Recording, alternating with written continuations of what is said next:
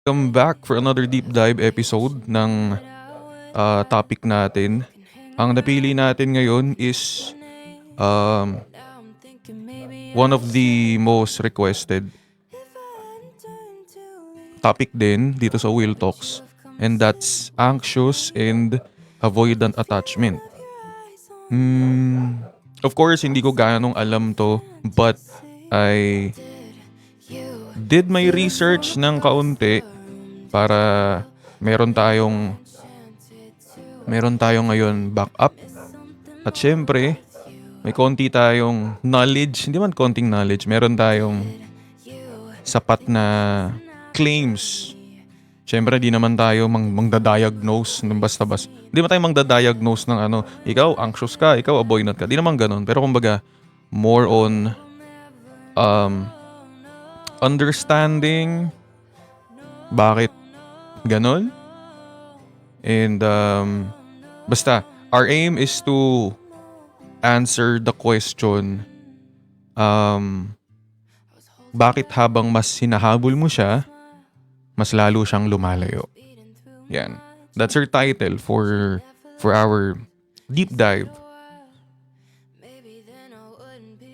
And ayun, today is August 25, 2026. Tomorrow is my mom's birthday.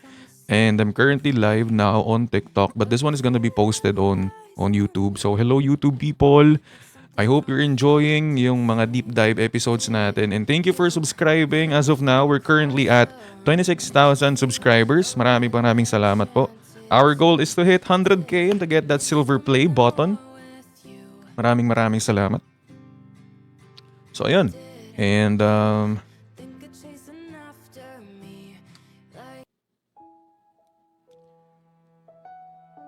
simulan natin.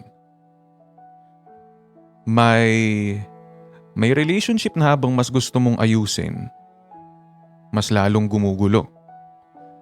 May problema kayo. Yung isa, gustong pag-usapan agad. Sabihin, okay ba tayo? Galit ka ba? Pwede ba natin pag-usapan? Tapos yung isa, pwede bang bigyan mo muna ako ng space? Then, yun. Mas hindi siya sumasagot. Mas kinakabahan ka. Mas gusto mo siyang kausapin. Pero sa side niya, mas marami kang tanong. Mas nape-pressure siya. Mas gusto niyang lumayo. So habang humahabol ka ngayon, lalo siyang lumalayo. At habang lumalayo siya, lalo kang humahabol. Di ba? So since I'm currently live naman ngayon on TikTok, gusto ko lang din kayo tanungin guys. Kapag may conflict kayo, pag merong conflict, chat, sino dito yung gusto pinag-uusapan agad? Press 1. Yung mga may gusto na pinag-uusapan agad. Sino naman yung mga kailangan mo ng mapag-isa bago makapag-usap ng maayos? Press 2.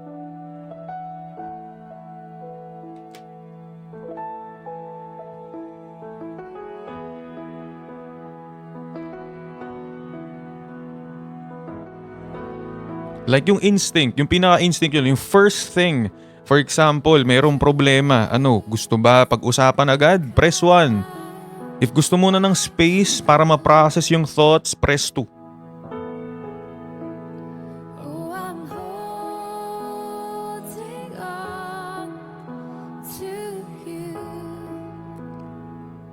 So, the question is, what if pareho kayong gumagawa ng bagay na nagpapakalma sa inyo, sa sarili nyo, pero at the same time, yun yung nagpaparamdam sa partner nyo na hindi siya safe, di ba? And dito nagiging useful yung attachment theory. Pero hindi para i-label agad yung partner mo o yung ex mo. Hindi para sabihin, oy, avoidant yan, takbo tayo. Hindi ganon. Hindi rin para sabihin na anxious ka kasi kaya kasalanan mo yan. Hindi ganon. Gagamitin natin to para maintindihan natin yung pattern. Okay? Since ito yung deep dive episode, gagamitin natin to. Bakit ganun?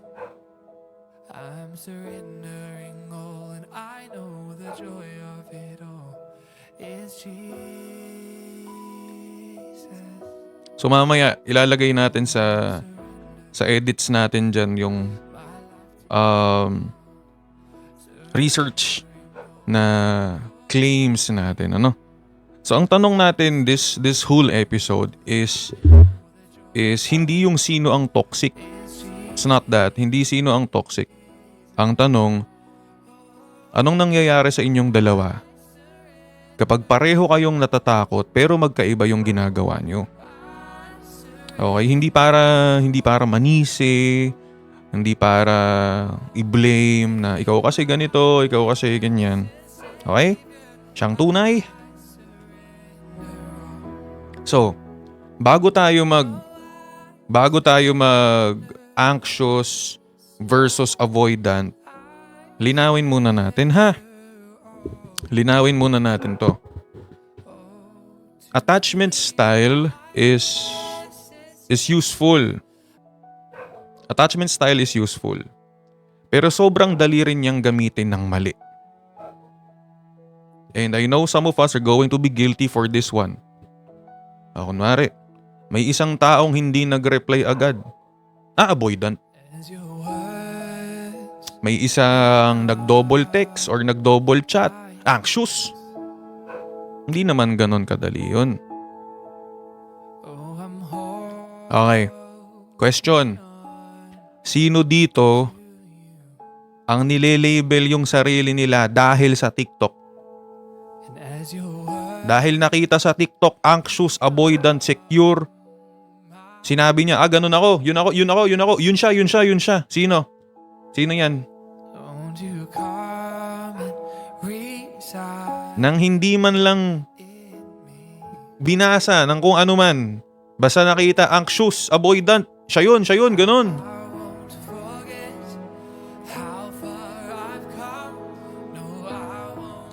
Di ba? Posible naman na may nakikita kang pattern sa sarili mo. Pero, hindi ibig sabihin na diagnosis na agad yon. Okay? So we did some research. Sa adult attachment research, mas useful isipin na may dalawang dimension daw. Una, attachment anxiety. Gaano ka-sensitive sa possibility na hindi available yung taong importante sa'yo? Gaano ka nag-worry tungkol sa rejection, sa abandonment, sa responsiveness o sa pagsagot sa'yo? Pangalawa, attachment avoidance. Gaano ka ka-uncomfortable sa dependence, sa closeness, sa vulnerability o sa pag-rely sa ibang tao? Hindi ito dalawang permanenteng klase ng tao. Pwede kang mababa sa pareho, pwede kang mataas doon sa isa, and pwede kang may tendency na pareho. At hindi ibig sabihin, pareho yung response mo sa lahat ng relationship, lahat ng panahon, lahat ng stress. Kasi kapag sinabi nating attachment anxiety, dito, hindi naman natin, syempre, di ba, nagda-diagnose agad. Hindi pwedeng ganun. Kasi, kaya sila sabi ko sa inyo guys, hindi porket nakita natin yung isang term on TikTok, uy, ganito siya. Di man agad-agad ganun. Possible na may nakikita kang pattern, pero not everything na nakikita mo, yun agad. Di ba? Ang tinutukoy lang natin is attachment-related anxiety. Specifically sa closeness, sa availability, rejection, at relationship security. At hindi rin naman lahat ng uncomfortable sa closeness ay avoidant, no? Lilinawin ko lang, not everything that you see here on TikTok, porket may nakita kang term, ia-apply mo agad dun sa taong kausap mo. Hindi mo agad pwedeng i-diagnose na ganun siya. Context matters. Okay? Type listening if you're listening, guys. Type siyang tunay kung may natututunan ng kaunti. Okay? Hindi lahat ng uncomfortable sa closeness ay avoidant. Baka pagod lang. Baka kailangan lang talaga ng oras. Baka hindi pa ready sa usapan. At baka ayaw lang sa'yo. Context matters. Hindi siya attachment language should help you understand kung bakit siya ganun. Hindi yun shortcut para i-diagnose yung taong ayaw mong intindihin. Ayoko yan kasi avoidant siya eh. Uy, paano mo naman nasabi? Dahil nakita mo on TikTok na yun yung term, so yun na yun. Bang, ganun na agad. Diba?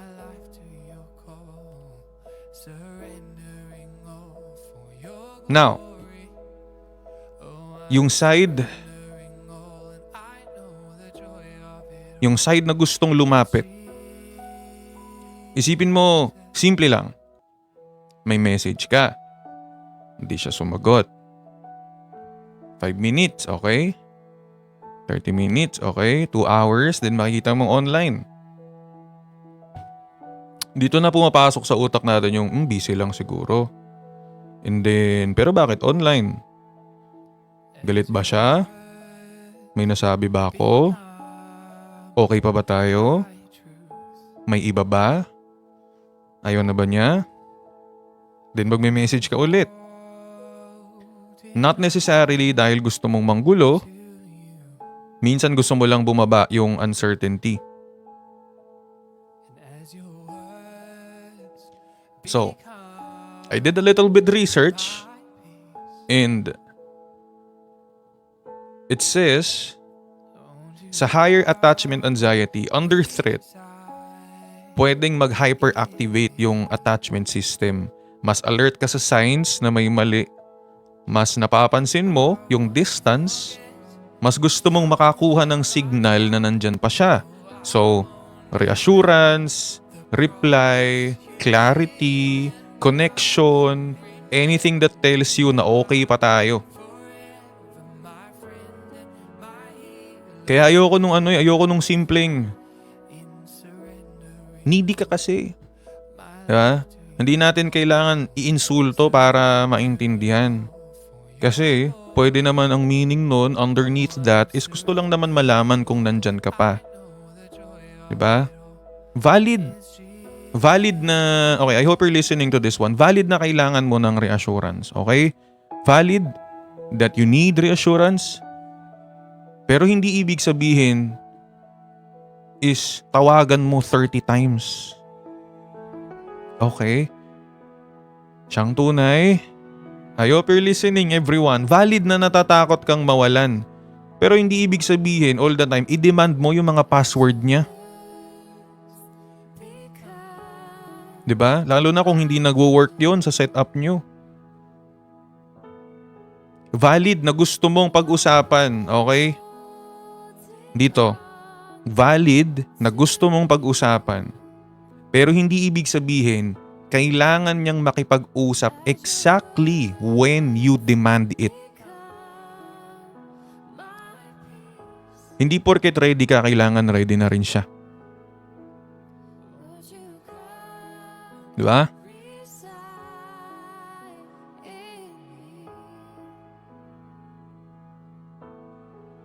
So,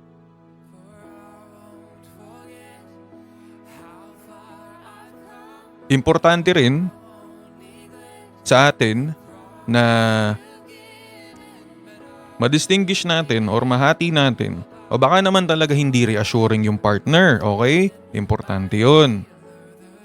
Kasi hindi naman lahat ng actions natin na ganun, galing lang sa loob natin. Kasi kung inconsistent siya, tapos biglang nawawala talaga, nagbabago yung kwento. Di ba? Pwedeng iparamdam sa'yo na disposable ka, na hindi ka man lang binibigyan importance.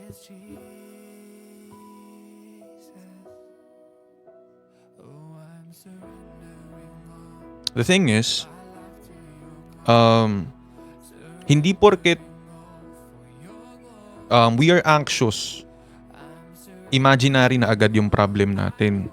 Lalo na, sabi ko nga, context matters and may pattern doon. Pero hindi porket malakas yung nararamdaman natin na takot or malakas yung nasa isip natin na ganito yun, tama na agad yung conclusion natin. Minsan doon nangyayari ang doon tayo nagkaka-problem. Dahil nasa utak natin, akala natin, tama na yun. Di ba? So if you're on the anxious side, learn to separate. May nararamdaman akong threat o may nararamdaman akong something from sure ako iiwan niya ako. Magkaiba yun, guys. Okay? Listening? Now, doon tayo sa kabilang side. Tapos na tayo sa anxious side. Doon tayo sa kabilang side. Yung mas lumalayo habang mas lumalapit yung isa. Madaling sabihin na wala siyang pakialam. Pero, again, hindi automatic yun. Hindi automatic ganun. Pwede ba natin pag-usapan? Sabi, not now. Kailan? Hindi ko alam. Gusto ko lang malaman kung okay tayo. Kaya nga ayoko makipag-usap kasi ganito ka. Then nag-shutdown. Question. Kapag overwhelmed kayo, kapag overwhelmed kayo, may moment ba na mas hindi nyo kayang mag-isip kapag may taong tuloy-tuloy na humihingi ng sagot? Let's say you're really overwhelmed. Tapos, uy, ganito, sagot ka na kasi, sige na, sabihin mo na, dapat kasi, ganito kasi.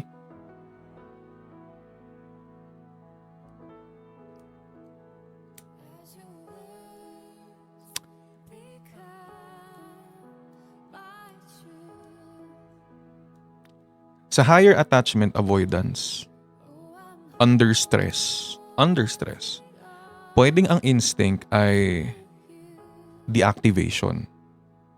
Less dependence, less emotional exposure, more distance, more self-reliance. Parang, ako muna bahala dito. Ayokong palakihin.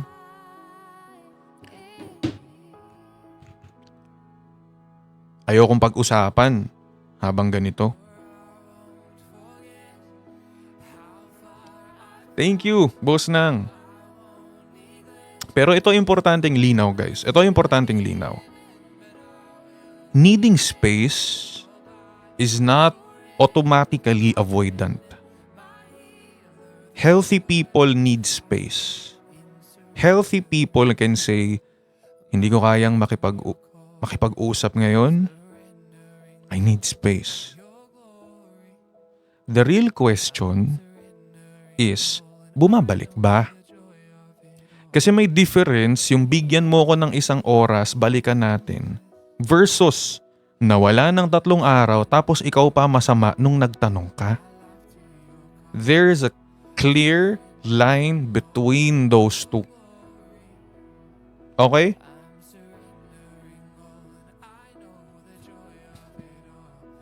Still here? Still listening, guys? Still listening? Valid na kailangan mo ng space. Valid na kailangan mo ng space. Hindi ibig sabihin valid always na i-silent treatment mo. Valid na na-overwhelm ka, pero hindi ibig sabihin pwede mong basta-basta iwanan yung partner mo sa uncertainty indefinitely. Valid na ayaw mong pag-usapan habang mainit, pero hindi ibig sabihin pwede mong hindi na pag-usapan ever. Yeah? Pero again, listen very close. What if controlling talaga yung humahabol? Diba? It can happen. I saw some relationships that nangyari yan. Minsan sa friends ko nangyayari yan. Controlling yung taong naghahabol. And then distance can be protective. Kung may threat, hindi natin i-reframe yun as cute attachment dynamic. Sabi nga dito.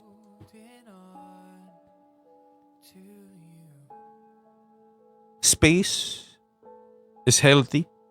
Space becomes safer when may clarity kung kailan ka babalik.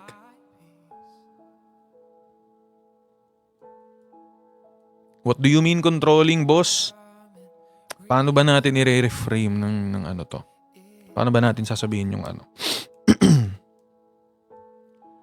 Controlling. Like, sakal. Gets? Simple lang. Nakakasakal na. Diba? Kasi some people are like that. Na minsan, kaya tuloy dumidistansya, kasi nga nakakasakal na. Diba?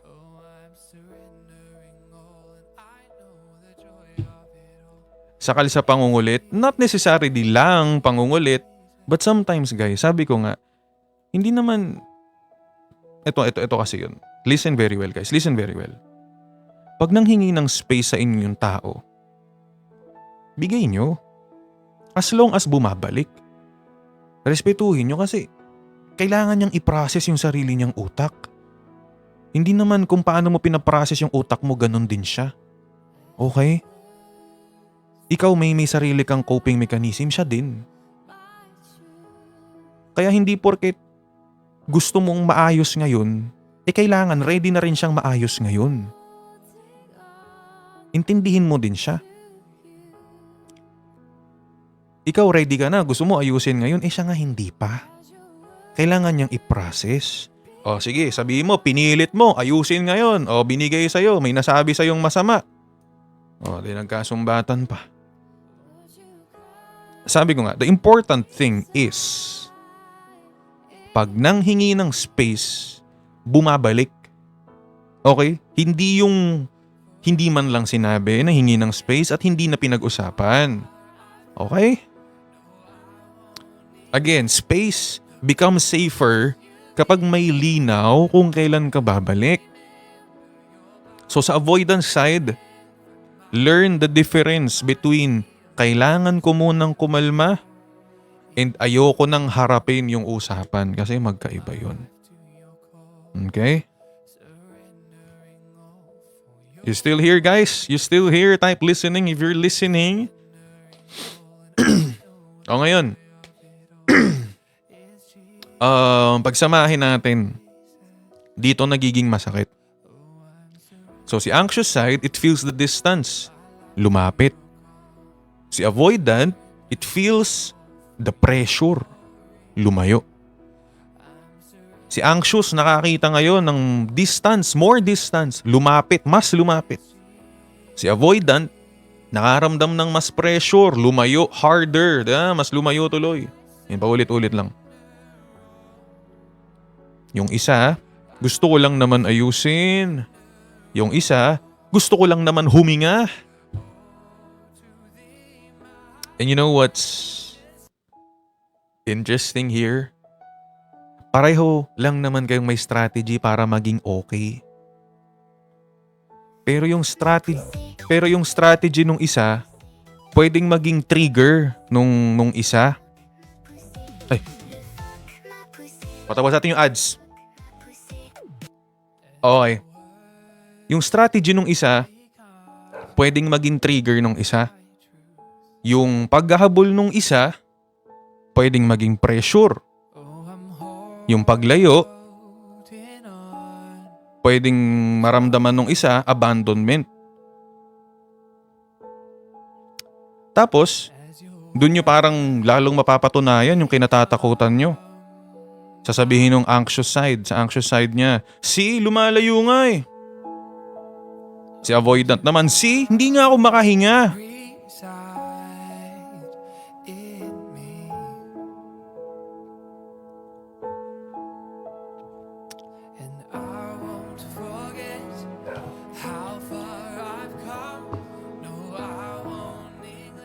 Dito natin tatanggalin yung isang favorite internet claim base dito sa aking research. Dito natin tatanggalin yung isang favorite internet claim natin na anxious and avoidant always attract each other.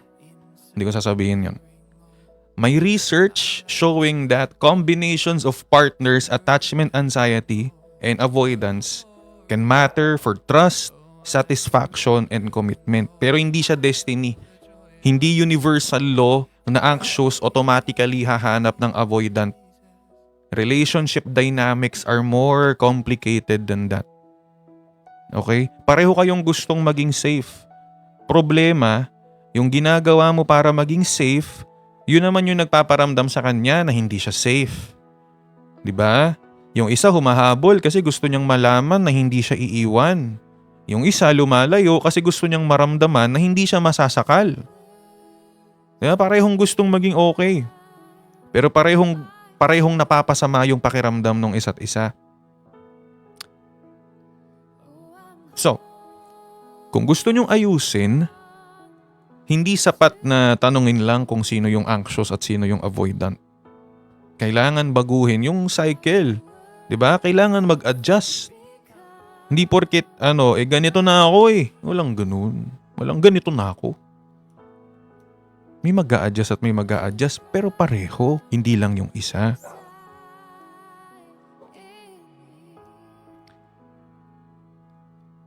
Ito yung part na ayokong mawala sa usapan natin. Madaling matuto ng attachment theory. Tapos biglang lahat may excuse na ganito kasi attachment style ko eh. Hindi ganon. May tanong ako. Kapag naiintindihan mo kung bakit ginagawa ng tao yung isang bagay, ibig bang sabihin okay na yung ginagawa niya? Chat, kapag naiintindihan mo kung bakit ginagawa ng tao yung isang bagay, ibig bang sabihin okay na yung ginagawa niya?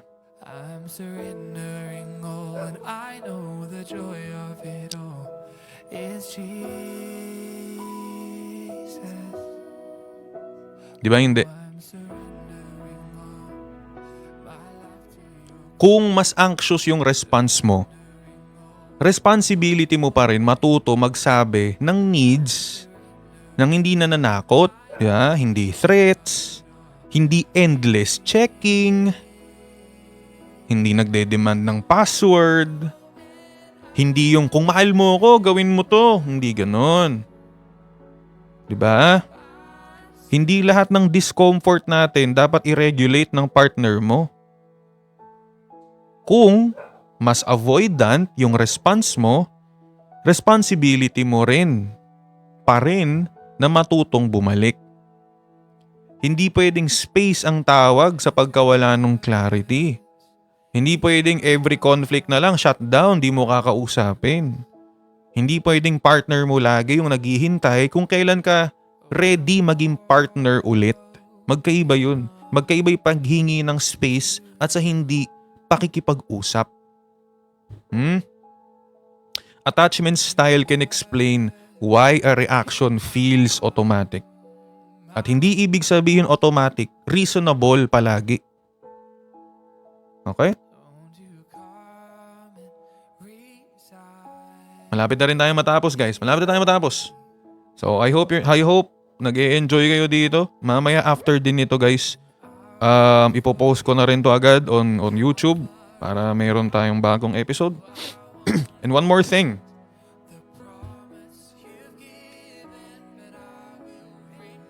Gusto ko lang malinaw to. Kung may abuse, kung may threat, attachment label is not the main question, ha? Hindi natin gagawing anxious avoidant love story ang unsafe behavior. Explanation gives you a place to start changing. Hindi siya permission para hindi magbago. Kung alam mo na yung pattern mo mismo, kung alam mo na parang ay may tendency ako maging sa ganitong side, right? So for example, anxious. Ang next question is not, tatanggapin ba niya ako? Dapat, ang susunod na tanong mo, ano yung gagawin ko? Ano responsibility ko ngayon? Kasi di ba minsan, kung hindi sapat, yung communicate lang, ano ba talaga pwedeng baguhin? Diba? Usually, ganito tanong ngayon ganito tanong sa atin boss, ano gagawin ko? Pag ganito, ano gagawin ko ngayon? Ang sagot dyan, wala namang one size fits all. What may work for some may not work for you. Pero may useful direction din naman yung mga nakikita natin at researches natin. Kung yung partner mo naghahanap ng assurance, minsan mas nakakatulong yung clear signal kesa vague. Hindi yung, ewan ko, bahala ka. Mas clear. Okay tayo. Di ba? Di ba mas masarap marinig, okay tayo. Hindi yung ewan ko, bahala ka.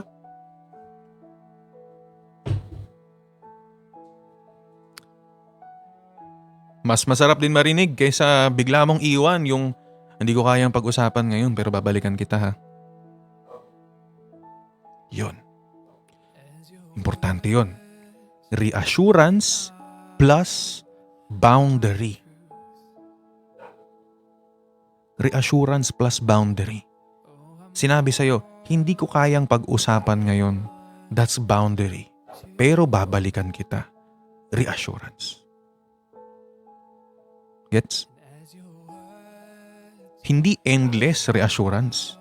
Sinasabi pa rin niya ano yung boundary. Respetuhin mo yun. Diba? Respetuhin mo yung boundary niya. Pero at least, diba? Hindi pala at least, pero nire-reassure ka. O, kabila naman, kung yung partner mo overwhelmed, hindi laging mas effective yung mas malakas na pressure. Diba?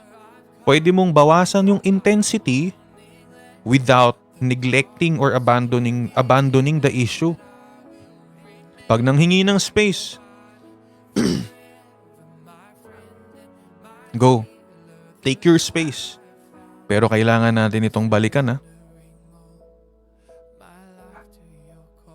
Anong oras tayo pwede mag-usap ulit? Di ba? Or sabihan mo lang ako pag pwede na tayo mag-usap ulit. Kumbaga, hindi ka lang basta, hindi ka na ngayon nag-iisip, uy, ano ba to? Iniwan ako. Hindi ganun. Sinabi na sa'yo na they need space, binigyan mo na ng space, and now nilinaw mo, kailangan mo may return. Okay? Still listening? Pero ayoko rin yung wag din sana yung trabaho kong i-heal siya. Hindi ganun, ha? Hindi mo responsibility maging regulation system ng isang tao. May responsibility yung partner mo, may responsibility ka, at sabi ko nga, kung one-sided palagi ang adjustment, may kailangan tayo ayusin.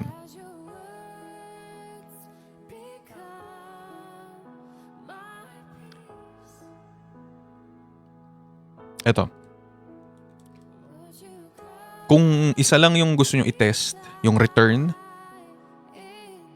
sabi nga natin, kung if they're side na laging naghihingi ng space, hindi naman palagi nang hingi space, na they're asking for space, lagi niyong tatandaan, dapat may balik.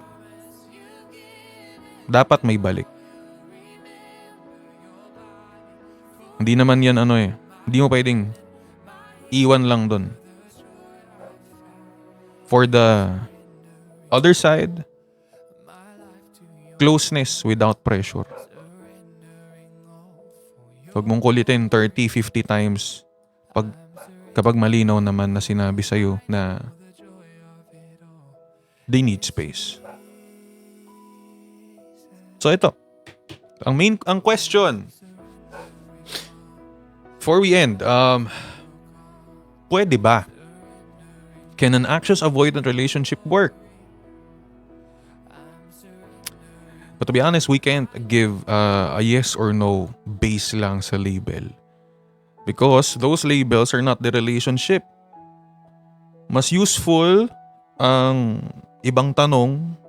For example, kapag na-trigger ang ganito, may naayos ba? Kapag humihingi ng reassurance, kayang sagutin without nangiinis na ikaw, ganito ka, ganyan-ganyan. Kapag humingi ng space, bumabalik ba? Kapag may mali, may accountability ba? Pareho bang nag-a-adjust? O isang tao lang lagi? May improvement ba over time? O same conflict, same damage, same excuse? Okay? Hindi natin pwedeng gawing verdict yung Hindi natin pwedeng gawin avoidant siya. Hindi sapat yun. Hindi anxious ako eh. Hindi ganun ah. Mas kailangan nating tingnan, may ginagawa ba siya? Pag ganito nangyayari, may ginagawa ka ba?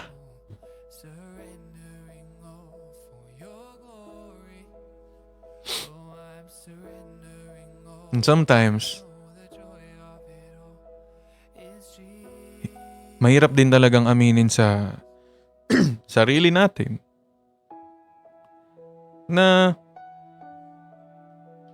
hindi tayo mas madaling iput ang blame sa kanila. Kasi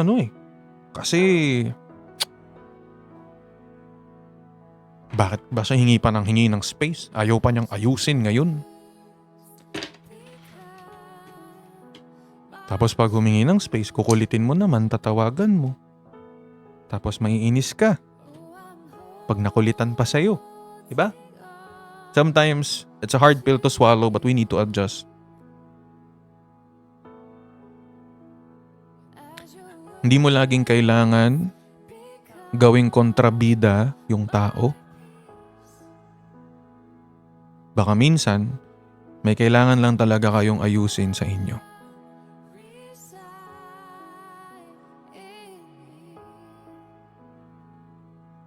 So, buong episode, para may dalawang tao dito. Yung isa, takot mawala. Yung isa, takot mawala ng space. Yung isa lumalapit, yung isa lumalayo.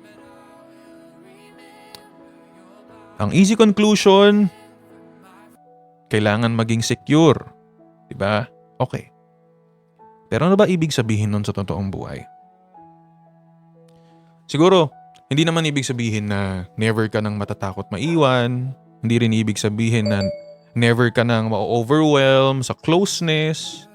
Hindi ibig sabihin wala ka nang kailangan. Ang tanong, anong ginagawa mo kapag nandun na yung takot? Kapag natatakot kang mawala siya, kaya mo bang sabihin na kailangan ko lang ng konting assurance? Instead of, kung mahal mo ako, ganito gawin mo. Kapag overwhelmed ka, kaya mo bang sabihin na kailangan ko muna ng space pero babalik ako? Instead of mawala basta-basta.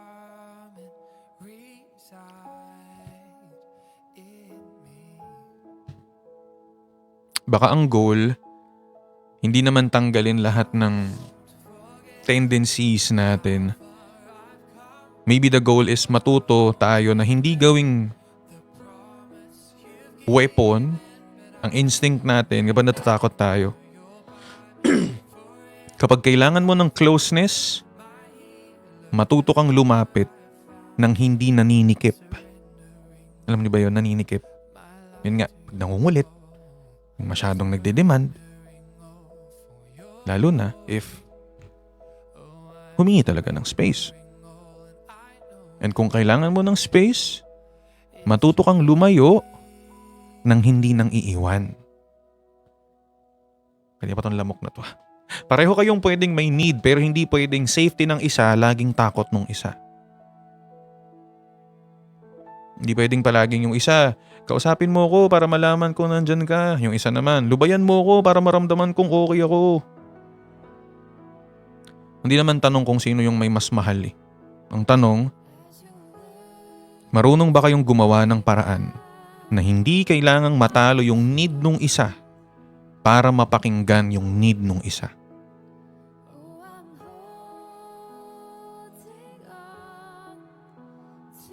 Ang secure na relationship, hindi yung walang humihingi ng reassurance, hindi yung walang humihingi ng space.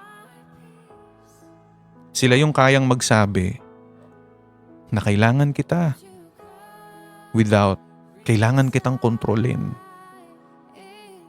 At sila rin yung kayang magsabi ng kailangan ko muna ng space without bahala ka kung anong mararamdaman mo habang wala ako.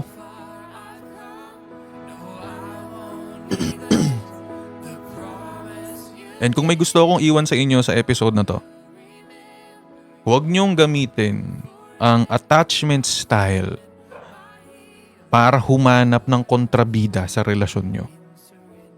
Gamitin niyo siya para makita yung cycle ninyo. And then ask yourself, pag natatakot ako, anong ginagawa ko? Pag natatakot siya, anong ginagawa niya? Yung ginagawa ba namin nakakatulong ba to? O may kailangan kaming ayusin? Because attachment can explain the pattern, pero kayo pa rin ang may kayang at may kailangan baguhin sa pattern. Kasi if you truly love that person, walang ganito ako. Walang bahala siya, ganito ako eh. You will learn to adjust, both of you. Hindi lang isa. Bakit pa kayong nagmahalan kung yung isa lang lagi ang magka-adjust? And again, not because you saw a term here on TikTok, is gagamitin mo na agad sa lahat ng pagkakataon. Learn to research and read. Learn to check. Not because you saw a term, uy, ganun siya. Hindi ganun. Hindi agad-agad tayo nagli-label. Okay? This is Will, and this has been Will Talks. And I hope you enjoyed this episode on YouTube. And see you on the next one. Welcome home. Trust you. So I will trust you with my life.